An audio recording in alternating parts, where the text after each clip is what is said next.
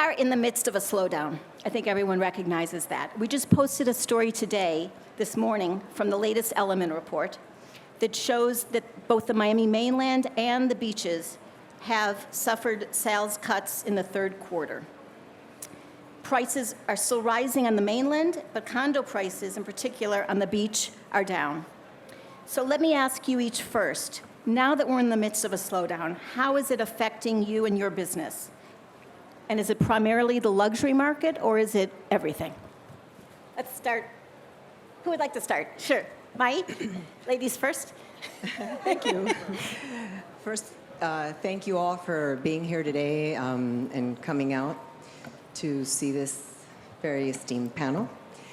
I think I see this as an opportunity, really, this slowdown. I think it was something that was needed in our market. And for us, yesterday, we celebrated the opening of our 11th office in Weston, and this is an opportunity to have companies roll in, have agents have access to stronger marketing. So I really see it more as an opportunity, and I think the media has really, Miami's a strong market, will remain a strong market. So I think we have to keep, our faith in the market that we're in. And from a company perspective, I think it's an opportunity really for our companies to grow and acquire, roll in, and merge other companies. I'll address it. So one thing I think we can all agree on, we're very lucky in South Florida and in Miami in that a lot of what fuels our market is people wanting to enjoy the culture, the climate, everything that we have to offer in South Florida. We are selling a lot of second family homes in the luxury market, in the middle part of the market. When there is a slowdown like we've seen, there's always a lot of factors that are contributing to it. We can name a whole bunch, including currencies. Zika really hasn't had a profound effect, but it certainly is on some people's minds. But one thing we have to always remember, and this is almost cliched, when they say if you build it, they will come. I've been in this business since the early 2000s, and I've seen a few cycles, as we all have. The important thing is people always want to be here. They want to live here. They want to spend time here. And what keeps people at bay sometimes are these factors. I think we have overpriced ourselves in many respects. Sellers that are finding themselves coming down to more realistic prices are finding that the properties are moving. Interestingly enough, some of the sellers that come down in price are still selling at record highs. It's just that they're not artificially at highs. So like any kind of a cycle, we have to look for the factors that regenerate interest. And we talk to a lot of buyers all the time they want to buy, but they're waiting a little bit. I think once we're past the election, if oil prices go back up, and ideally if the US dollar comes down a little bit, we'll see a lot more foreign interest. But within our company, we're not discouraged at all. I think sales are down across the board. We're still working 7 days a week, but if there are slower periods, we're regrouping and looking at ways of kind of building some of our professional skills, and so we're kind of ramping up for things to pick up again a little bit. But it is something that we're all feeling, certainly. I want to say, first of all, thank you very much for the invite. And I have to say that the Real Deal, honestly, could pack a house in Miami with the top brokers more than anybody else that puts together an event like this. So congratulations to you guys for doing what you do. And I want to say that in the last slowdown, we had to reinvent ourselves and find buyers and educate buyers on where the good opportunities were. And you have to do that again on this cycle. So it's not only about the pre-construction deals, and yeah, granted, we love the pre-construction deals, and we love the 5 and the 6 and the 7% commissions, and the great time to buy is really at the beginning or at the end of a project, but you also have to look at the resale opportunities and educate buyers who are, on the sidelines, that they don't want to necessarily buy pre-construction. You could educate them on great opportunities that are not also pre-construction. I mean, there's great deals on Brickell Avenue that you could still buy at $300 a square foot in the high 200s, 400s. That are next to the new best greatest building, and if they're looking for rental opportunities, that is also a great buy. So do your homework, do your research, and educate your buyers on these opportunities as well. And it might not be what you're used to, your bread and butter, but it's going to make you money as well. Well, first of all, thank you, Ina. Thank you, Amir, and to The Real Deal. This is an extraordinary showing of the strength and the capacity of the South Florida market. I'm honored to be here. It wasn't too long ago where we would open a sales center and people would stand in line to get in. How many of you remember the days when you would literally have to get online, sleep overnight, so that you could get a contract and ultimately close on a unit? And if you look back to those years, you will be shocked at the discount from today's prices. So notwithstanding the media's perception of slowdown, I think it's critical that each and every one of us study our market reports, whether it's the Douglas Elliman market report or any other one of the qualified reports that are provided to you. Let's really qualify what a slowdown is. Because if you're looking at a slowdown compared to what people were doing when they were standing online, yeah, I guess the market's slower. But if you're looking at the projects that we're handling, or any one of these professional esteemed brokers are handling across the state of Florida, we're selling units and people are buying. The most interesting fact in the Douglas Elliman report is days on market. What's happened? The media, the industry is coming off of a cycle, one like the likes of which we have never seen in the state of Florida. It's reflected not only in the prices that have been paid, but also in the velocity and the attractiveness that the state of Florida has provided for the rest of the country and the world. Yes, we benefited from the tremendous opportunities coming in from Latin America, and we will continue to do so. Make no mistakes. Colombia still is one of the most important markets for us in South Florida, as well as Brazil and Argentina and the rest of Latin America. But the difference is, today, all of us have to do more than wait for that person to stand online and walk in the door. We actually have to educate ourselves. We have to educate our consumers, whether you're representing a seller and they have to adjust their price to get the unit sold or potentially take the unit off the market. And we also have to execute our clients when they're buying a property to understand that at $1,000 a foot or $1,500 a foot or $3,000 a foot, we're still drastically below other major metropolitan markets around the world. And oh, by the way, irrespective of anybody's political interests, if taxes go up in the United States, South Florida only becomes that much more appealing.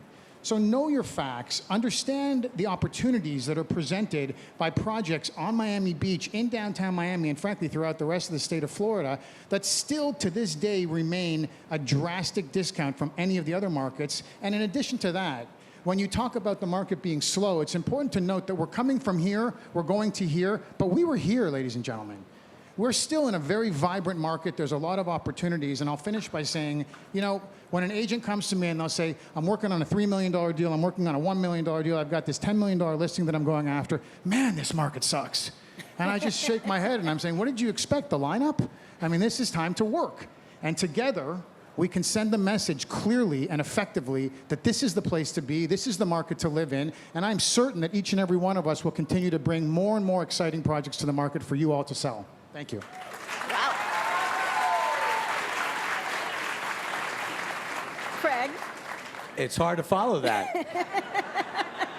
Sorry, Craig. I love you. I'll try. Do we have a slowdown? It depends what we're talking about. Lately, in ISG and related ISG, I get asked by a lot of the agents that work for us or they tell me that they're talking to brokers and clients that like to compare 2016 to the conditions of 2009 and 10. That's probably because most of my guys are selling condos. But when you compare the macroeconomics of real estate in Miami, Fort Lauderdale, compared to those infamous years of 09 and 10, oh my God, is it different? Our company produces something like Jay's Elliman report. We produce a Miami report.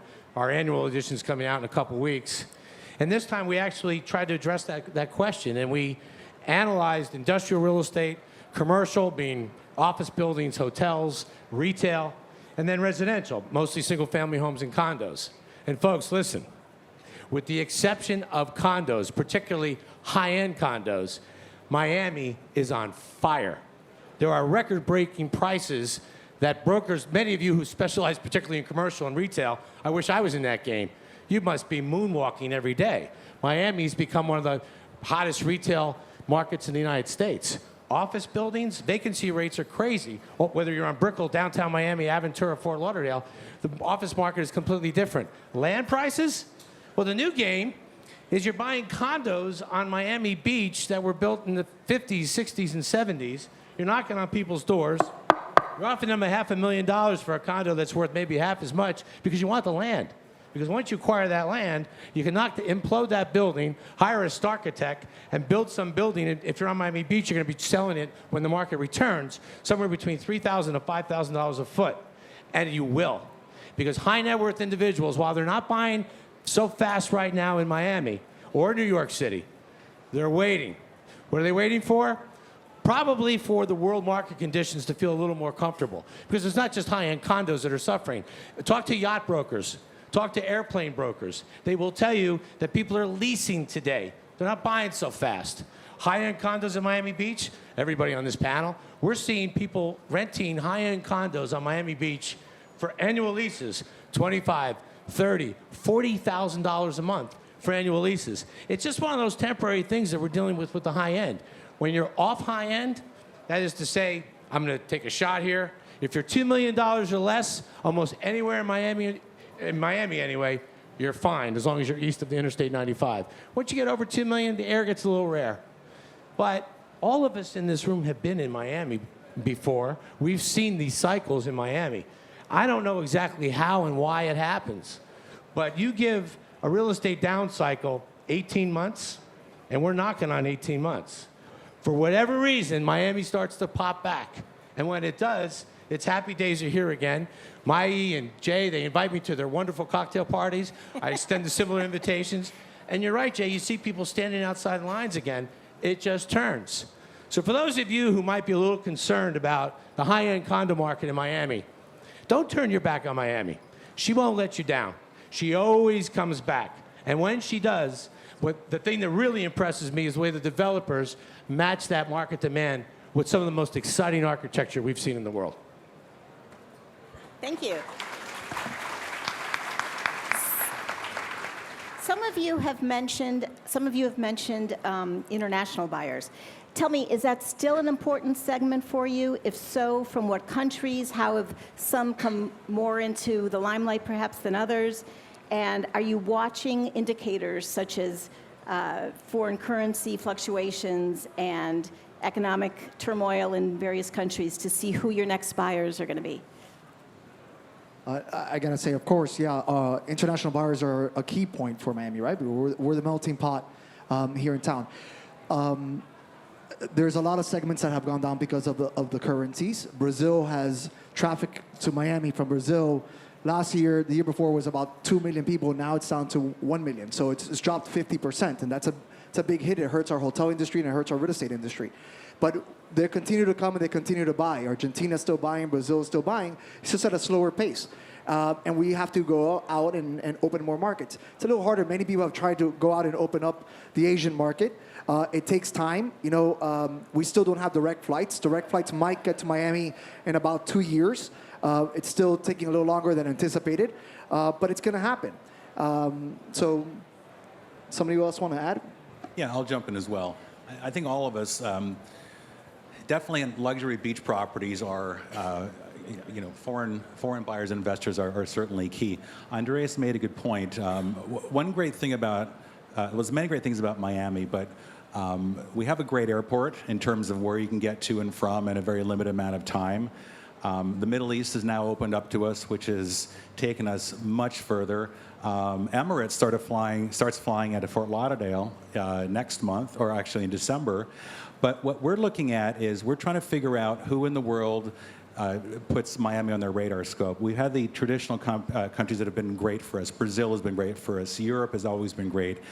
Italy, France, Germany. We haven't had a lot of UK action since the pound took its hitting, but it's a good time to buy in the UK, by the way. But you know, right now, for example, unfortunately, there's a lot of problems around the world. One of the countries that's become a huge boom for us is Turkey. We have a lot of Turkish investment coming in. We're always talking about what's happening with China.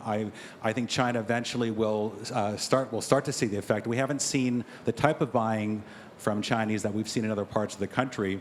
But this is always going to be a place that we're going to find interest.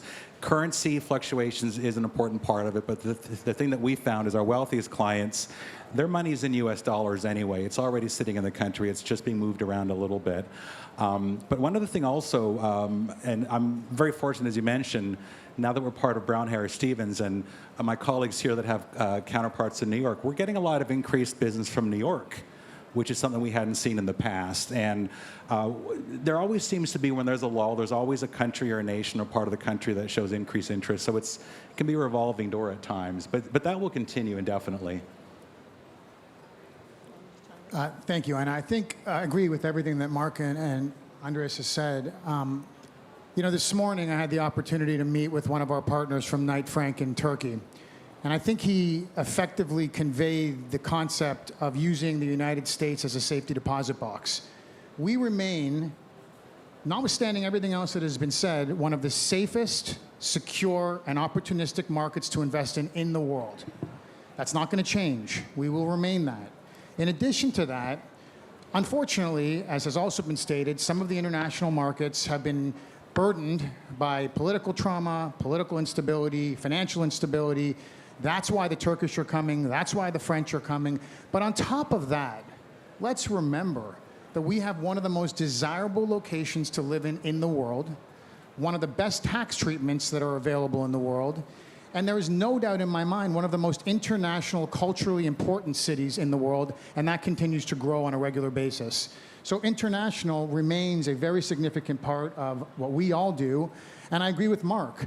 We also have to look domestic. You know, the New York clientele represents our most significant transfer of wealth and investment partner in the United States. There are 75 million baby boomers in the United States right now, and they don't want to retire in Long Island. And by the way, it doesn't mean that Long Island has to be concerned, because there's lots of young people growing up in New York and Long Island, the Northeast, and they'll continue to fill those beautiful homes in the suburbs and those beautiful apartments in the city. But the fact remains, they want to live here. They want to benefit from our lifestyle, whether it's Palm Beach, Fort Lauderdale, Boca, Miami, Weston, you name it. They want to live where they can enjoy life, where their money goes further, and I think we offer that, and I think that we'll continue to offer that.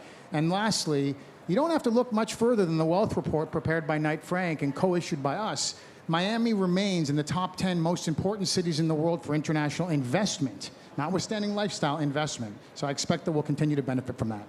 And you could also buy 20% of what you're going to buy in New York. I agree with Jay and Mark and Andres. In the past, specifically in the Brickell corridor, Craig, you know this number better than I do probably, the international buyers represented about 70% of all the deals that took place in that, in that market, Venezuela, Brazil, all the markets we know. I think that what we've done is we've moved very quickly and really turned more to look at the domestic market. And we just this week alone, we've gotten with our partners in Dallas, Chicago, Boston, Washington. They opened the doors. We're working together closely to try to, get them here. And they pretty much said everything else, which I agree with.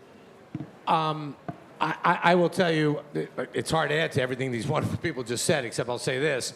Those of you that specialize in South American sales, you know perfectly well that as of about a year to 15 months ago, your sales slowed down significantly when the U.S. dollar rose. It affected everybody even up here, because Miami is the ultimate destination for South America. South Americans, whenever I travel down there, Sao Paulo, Buenos Aires, doesn't really matter, they seem to know more about restaurant openings in various communities in Miami than I do, and this is where I live full time. They love Miami. I meet people in South America and they ask me where you're from, I say Miami. You got to see the way their eyes light up. To the extent buying real estate, residential real estate, is an emotional decision, the easiest sale on the planet for Miami is in South America. The dollar went up, and they want it badly, but these assets are kind of expensive right now, so they're playing the waiting game. One of two things are going to happen, in my opinion. Either the dollar is going to start to depreciate against some of those currencies, by example, as it did this year in Brazil. Those of you that have your tentacles in Brazil, sharpen your edges. They've done very well this year. The most successful stock market on the planet this year has been Sao Paulo. Their index went up by 25%. The Brazilian real has appreciated against the US dollar this year by about 26%. They impeached a very corrupt president, and they pulled off a wonderful, spectacularly successful Olympics in Rio de Janeiro this summer. Brazil's starting to get their swagger back. Andres had a point. The airline travel back and forth from Brazil to Miami is cut in half now compared to what it was a year or two ago. But they're coming back. Don't give up on them either. As far as the Chinese are concerned, you're right, the Chinese are coming. I think it was Jay or Andres who said there's a lot of rumors that there's going to be a nonstop flight from either Beijing or Shanghai in probably a couple of years. And yeah, that's got to be a bit of a game changer. The Chinese at the moment, they're buying for investment. I'm not selling, at least my experience, I'm not selling anybody from China that wants to live here permanently yet. And remember, you got to temper your enthusiasm a little bit with China. Miami is an alternative in the United States for the Chinese. They love San Francisco. They love LA. They love Chicago. They love New York. They're discovering Miami. But when it comes to South America, this is the alternative for most of those buyers. What are we doing? We're doing what Mayi's doing, shifting a lot of my focus to domestic as aggressively as we possibly can, particularly in the Northeast area. Probably Jay Parker has the easiest advantage of all of us because of his Douglas Elliman franchise. But one thing we know, even before South Americans fell in love with Miami, there was New York. They've been loving this place for a long time. And it's not just Miami anymore. It's Fort Lauderdale, it's Boca, it's West Palm Beach. I think it was Jay who said there's 75 million baby boomers. The youngest of them are in their late 50s now. The oldest of them are in their mid to late 70s. They're not retiring in Long Island. They're coming here. So if you shift your compass for the moment up there while we wait for South Americans to just find the affordability index, I think you'll be fine. I just want to add something real quick regarding the Asian market. You know, the infrastructure in Miami has to also be built for the Asian market. Somebody's got to be out there and build a Chinatown for us because, you know, P.F. Chang's just doesn't do it for the Asian market, you know. So and all these other places, you know, you have the L.A., the New York, and they all go because they feel at home. In New York, the same thing, you know. They have the restaurants, they have the things that they like. We just don't have that infrastructure for them yet. But it's, you know, somebody's got to build it. And for the local market, you know, somebody said before in one of the last panels, of the developer panels, said, you know, why aren't the developers building for the local market? And the truth of the matter is that this is the time for the local market to buy local. Because this is the time that you're going to be able to go in and buy a building that has just been finished and buy out a unit from somebody who needs to get out, that bought 3 years ago, and it's a great opportunity for you to come in, take over their spot, and buy it. So brokers out there, you know, take advantage of this time and sell to the local market. Well, whether they're local buyers or New Yorkers or international buyers, what types of properties are most in demand these days? Are they homes? Are they condos? Are they resales? Are they spec homes? What are you seeing?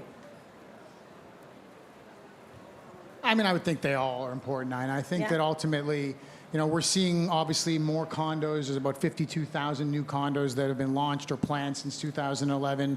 I think, you know, David Martin, one of our developers, had mentioned that you need to decouple the markets. You can't just lop all of Miami into one. And I think that if you look at the Miami Beach market, there's fewer homes. The velocity of those homes has slowed, but the prices has retained their position. Ultimately, in condos, you know, yesterday I was speaking to a reporter, and the reporter said to me, we have 52 months of inventory on the market. And I asked the reporter, not that I was expecting an answer, but I said, how do you know that? And she said, well, it's very simple. You take the number of units times the number of units that are closing, and that tells you what your inventory will be. But it doesn't account for any change. How about if we go from selling 10 units to 100 units? And it doesn't, you know, go that far back to the times when we heard about us having 17 years of inventory or whatever those crazy numbers were after the recession, which I think it's important to note was a financial crisis, not a real estate crisis. But those units were absorbed within a couple of years. So I think whether it's condos or single-family homes or investment or flight capital or aspirational buyers, I think ultimately it's all very important to all of us, whether it's the price point, the type of real estate. I think there's going to be continued demand. And, you know, something I like to say to everybody, you know, the demand for South Florida has never been stronger, and the last time I checked, we're not growing any more Florida. So I anticipate that it'll all remain very exciting and very important. One thing I'll add to this as well. I think for those of you that are working with buyers, the greatest opportunities right now are with condos. If you look at sort of how the price per square foot has been tracking. Single-family homes have had a very good run across Miami-Dade County, whereas a lot of condo prices, as I said earlier, are a little overpriced. What we're doing with a lot of buyers is if we have somebody that truly wants to find something, because there is 40, 50 months of inventory, whatever that means, we do all see a lot of inventory on the market. Some of the buildings that we all know of that traditionally in better times have little inventory now have 10, 20, 30 units for sale. So a smart move is to take buyers and frankly find out where there's a lot of inventory, cut your best deals, and you're going to find condos starting to move a lot. With that being said, I do track on a weekly basis the number of transactions that go pending and closed, and that number keeps going. It's not really slowed down. I think when it comes to condos versus home, it does come down to personal preference. A lot of our clients strictly want to be on the beach in condos, and we have others that just want homes as well. But also, when we talk about the market, we always hear about the Miami market, and I agree. We're a very segmented market. Coral Gables is different than South of Fifth, than different than Mid-Beach or here in Wynwood, so it's very different. If I may, Jessica Levy from Levy Communications invited me on this panel because she said I've got good data. I said, that's it? Okay, but with that said, let me give you some data that kind of adds to what Jay and Mark just said. You know, last year, according to the U.S. Census Bureau, the fastest growing state in the United States was Texas. Fastest growing. They grew at a rate of 1,300 people every single day. The second fastest growing state in the country last year was us. We grew at a rate of 1,007 people each and every day. Now, keep in mind, because I had to drill this down, 30% of the population of Florida now, right now, lives in Dade, Broward, and Palm Beach County. Fair enough, that's South Florida, right? So if we're growing at a rate of 1,000 people a day, I think it's not a reach to suggest that roughly 300, or 30%, of that number moves to South Florida. So, you're right, Mark. Number of transactions are staying the same, even though condos slowed down. I wonder how that happened. And to answer your question, do they want high end? Do they want middle end? Are they looking for rentals? They're looking for everything. When 1,000 people a day move to Florida, and you may not be tracking that like we are, but have you noticed the traffic on 95, folks? How about US 1 or even Collins Avenue? My God, Sunny Isles, Collins Avenue. You used to be able to roll a bowling ball down that street once they widened it. We got a problem all over again because between the condos getting built and people moving there, it's always traffic. It's the 1,000 people a day. They need two things. They need a roof over their heads, and they need a car to drive. Another interesting stat, more luxury cars in the United States were sold in Miami, Florida, than any other city in the country last year. Now, is that good salesmanship? Or is that because people want luxury cars because they're moving here? So take heart. I don't think it matters what price point you're in. Jay's got a point. They produced this thing called the Knight Frank Report. He's right. There are more top 1%ers in the world that have discovered Miami in the last few years than in the history of Miami. So they're buying the high-end stuff. And the other people, they're buying everything else. There's my stat. By the way, by the way, Ina, I wanted to add something because I don't think that the realtors in this room had the opportunity to really capitalize on something very important that Mark said. How many times you get that phone call from your client that says, I know what's going on in Florida. You can't fool me. I'm going to sit back and wait till that market crashes. I know my realtors get it all the time. The reality is we don't know. It's like interest rates. They might go up, they might go down, they might stay the same. We don't know where the market's going to be in a year from now. But, you know, you as realtors can put your clients in a position to control the market, to dictate where the market is.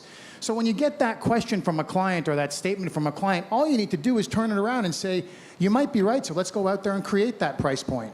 If someone's asking $1,000 a foot, I'll offer $800 a foot and let's see what happens. Because then you capitalize on the perceived position of the market instead of sitting back and waiting for what might happen. And when someone tells you, you know what, I'm going to wait and see, you should ask them, what are you waiting for?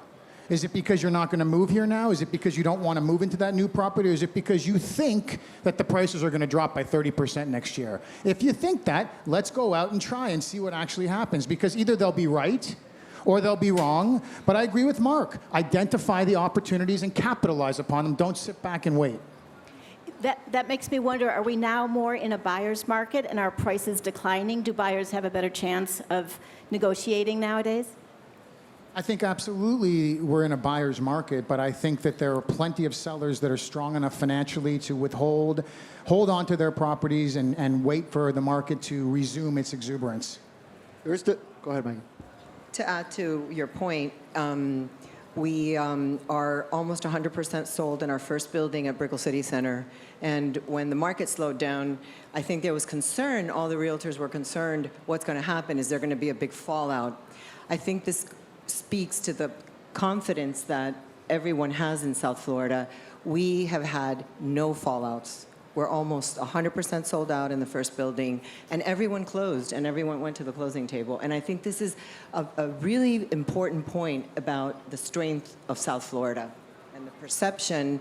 And these buyers could have just, many were from Brazil, Venezuela, Ecuador, they could have just said, no, I'm not going to close. They all did. So I think these success stories that we experience should also be told, and the media needs to talk about some of these positive things that are going on that everyone in this panel is saying. I think, everyone likes to make headlines, but what about the great headlines? Like, this was a great headline, we're almost 100% sold, and everybody has, come to the closing table.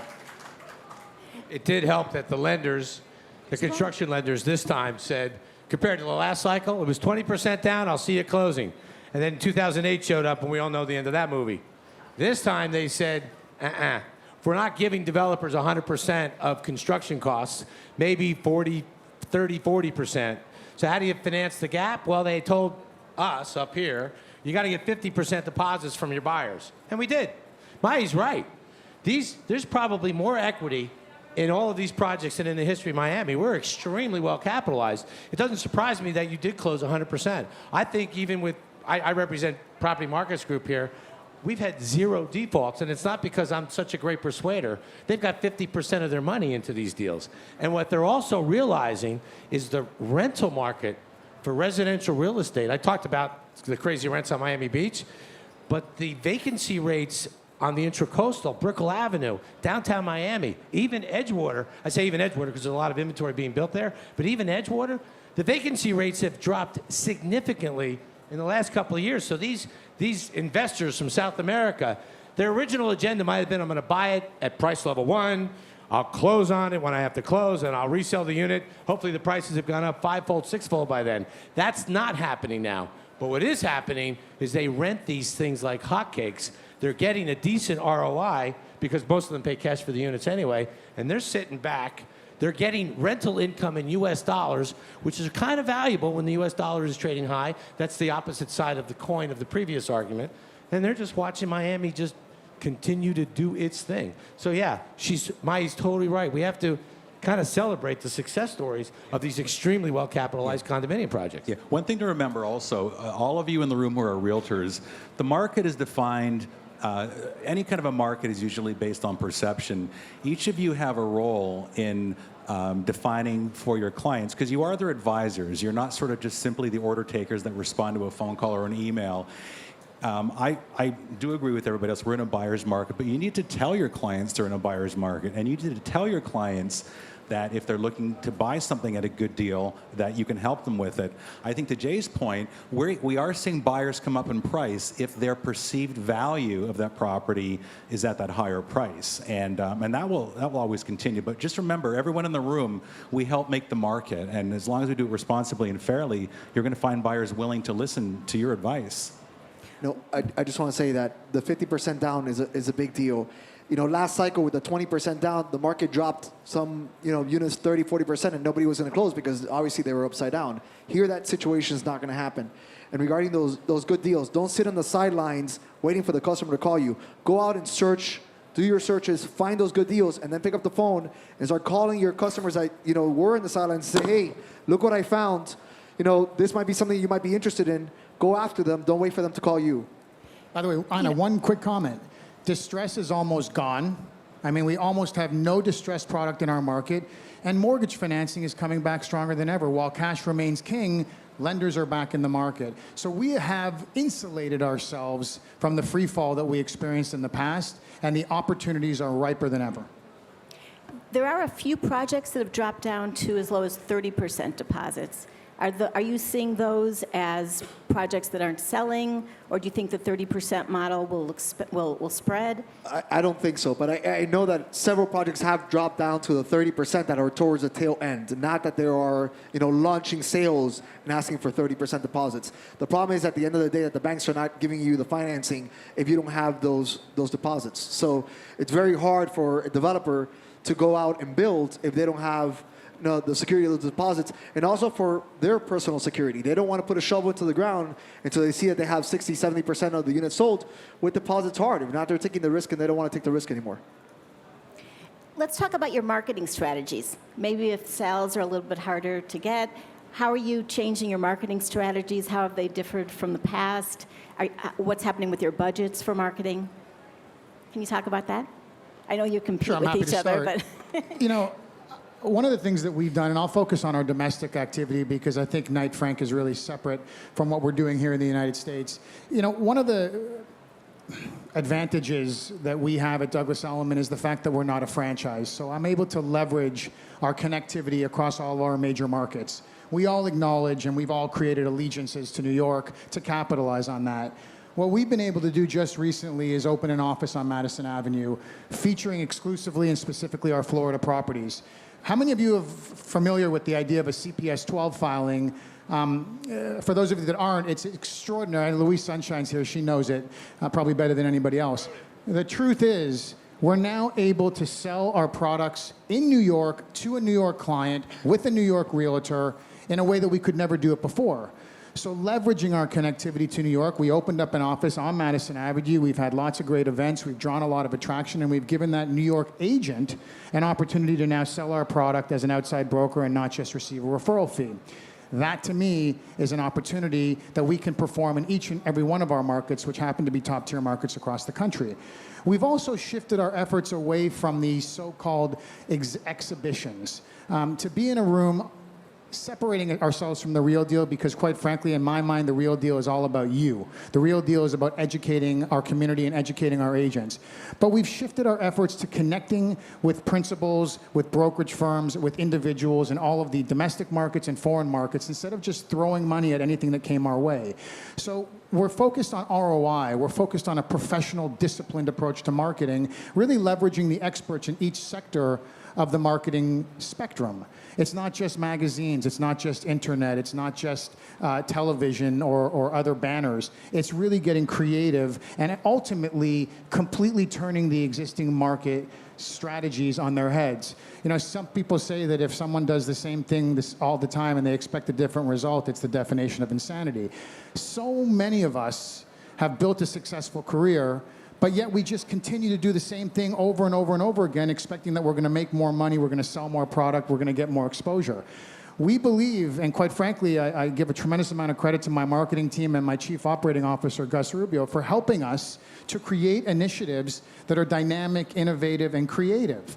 Things like leveraging our power to be able to provide agents with marketing tools at no expense to them.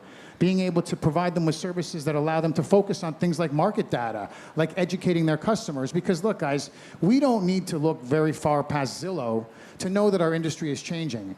And for any of us to just sit back, and I'm not suggesting that any one of us aren't, because I think that's why we're here to tell you that the world is changing, we're taking the steps forward to make sure that we provide you all with the tools, the information, the data, the resources to change the way that you communicate with your clients. Because if all you're going to do is flip on the MLS and send them a couple of properties, quite frankly, you're not going to be around long.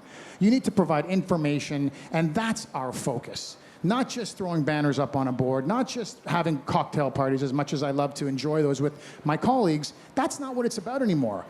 So many times we get a developer that says, let's throw another cocktail party. And I said, every single agent in town has been here.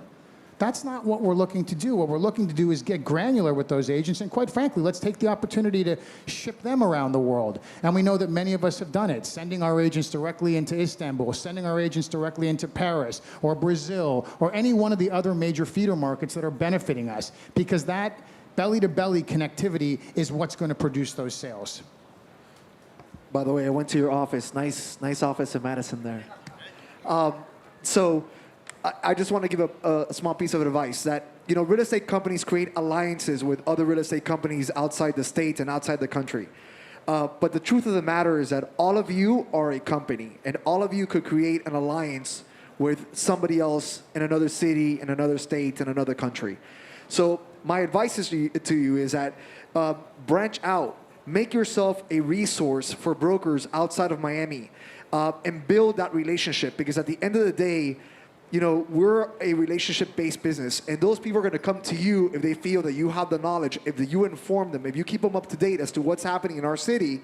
They're going to see you as a resource, and it doesn't matter what company they work for, what company that you work for, they're going to send you business and they're going to want to work with you. So, branch out. When you go to Mexico for a real estate conference, or when you go to New York for another conference, or whatever it is, make yourself a resource for these brokers outside of your city, and let them know that they could call you and that you could be the resource for them. I think that is very well said. And this is what I love about One Sotheby's International Realty.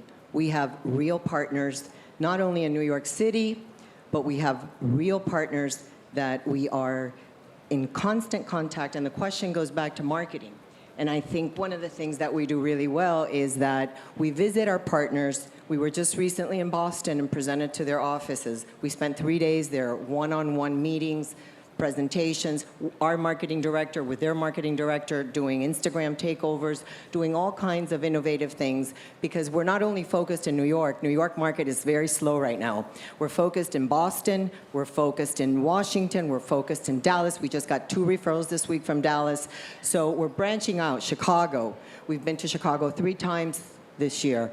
We invite them to know how to sell our product here. And so I think it's very important that what Andres said, anywhere you go, if you have these real partnerships that are real people. I was just in France. We have close to 46 offices, and had the convention in Bordeaux. These are real people, live people that I'm constantly in contact with. So travel, get out there, get to know who's coming to South Florida from all these markets. I'll just add to everything they just said. I not only agree with them, it's a combination of 2 things. It's the contacts and the research and the information that you have about Miami. For us, we've kind of shifted our strategies to really spending a lot more time with our sellers, because the more they understand how the competition in the MLS at the moment, I think Jade said it earlier, the guy who said there's 57 months of inventory, he's pretending that we're living in a static world. And if there's one, probably the most dynamic city in the United States is Miami. It's changing every single day, whether it's a real estate or sports teams or entertainment or the opening of art galleries and restaurants. This city is maturing and evolving at a pace that surprises the hell out of me. And I didn't think I could get surprised so much anymore. What I've been doing, what our company at ISG's been doing, Related ISG, is we're spending a lot more time with our developers, getting them to understand that in order to compete, you've got to get really competitive on pricing at the moment, or bonus commissions to brokers. And if we make that sale, given the contacts that we have around the world, now it's an easier presentation to people that want to own a piece of this city, but they want a deal. They want to know they're getting a good value. If you can sell your sellers at the moment about what's going on in Miami, at the moment, it's a whole lot easier to close that deal. And I'll add to that.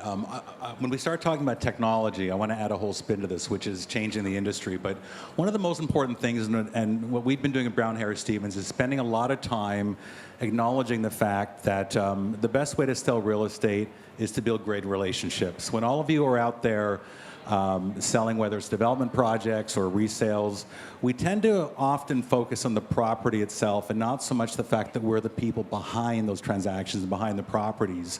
So I think a very important way to navigate a tough market, or even when the market's great, is to develop ways, and we're doing this at a company level, our agents are doing it as well, to really focus on why you're the important part of the puzzle. We don't want to be in a market, and it will never be this way, by the way, where we're out of the equation. But if you take a primary position in that relationship, you're going to find not only are you doing more business, but the referral business will increase, friends telling friends, and this kind of a thing. And use that messaging in your own marketing as well. Talk about why you're a specialist in what you do, but be very endearing. When I see realtors post advertising and email blasts. By the way, there's way too many email blasts out there. You got to cut that down by 90%. How many times have you seen a realtor, my name is Mark Zilbert, buying, selling, renting, call me. Well, of course, that's what you do. You don't have to restate the fact. If a doctor says, come see me if you're sick, you don't do that. So focus on what your value is. But when we start talking technology, I've got a lot to add to this. Okay, go ahead. Tell me about technology. Okay, the good news for everybody in the room. Does it work? Is it important? The good news for everybody in the room is you're not going to be replaced by Zillow or Trulia, and they're great companies. There is always going to be a demand for realtors, always. That is not going to change. We're in the kind of business where, what technology is going to do for us moving forward, it's going to help you do your job. Now, just out of curiosity, is there anybody in the room that does not own a smartphone?